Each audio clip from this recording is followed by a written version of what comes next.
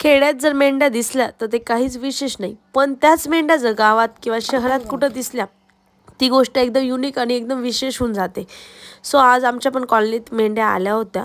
त्यानंतर मस्तपैकी दुकानाचा माल आला. पिल्लू माल लावू लागला आणि माल लावायला जेवढा एक्सायटेड असतो तेवढ्याच खोड्या करायला बी तो एक्सायटेड असतो. का? कारण की त्याने माल लावता लावता तांदूळ सांडून दिले. त्याने पटकन आवरून घेतले कारण की त्याला माहिती मम्मी ओरडेल. बाय द वे त्याला मसाला पाव वगैरे करून दिला. आमच्या इथं होत्या आज साबुदाण्याच्या चकल्या. मग साबुदाणा होताच, बटाटे पण होतेच. मग साबुदाणा वडे दही मस्त आम्ही पण नाश्ता करून घेतला. साबुदाण्याचे वडे वगैरे मस्तपैकी बनवून घेतले. साबुदाण्याच्या चकल्या बनवून घेतल्या. नंतर थोडं थ्रेडिंग करायची होतं कारण की आम्हाला इव्हिनिंगला जायचं होतं हळदीला.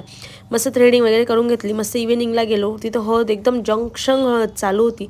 सो तिथं हळद वगैरेच लावली. त्यानंतर तिथं जेवण एवढं सुंदर होतं ना, बफे टाईप जेवण होतं. जेवण वगैरे केले. मग सगळ्यांची क्लिक वगैरे काढलं, सगळ्यांना भेटलो. त्यानंतर पिल्लू मस्त आमचे फोटो वगैरे काढत होत्या. नंतर मस्त तिथं खूप छान व्ह्यू होता, अप्रतिम डायरेक्टली.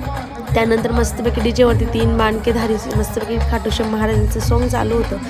त्यानंतर सगळ्यांना भेटलो वगैरे, सगळ्यांचे रील्स वगैरे काढले. सगळ्यांना खूप छान असं भेटून म्हणजे कधीतरी आता किती दिवसापासून कुठं बाहेर गेलो नव्हतो. सो त्यांना सगळ्यांना भेटले ना, खूप छान वाटलं. त्यानंतर पिल्लूचं काय मग थोडं मस्ती करत होतं. म्हटलं घे मोबाईल, बस थोडा वेळ शांत. त्यानंतर मस्तपैकी असं हळद वगैरे झाली.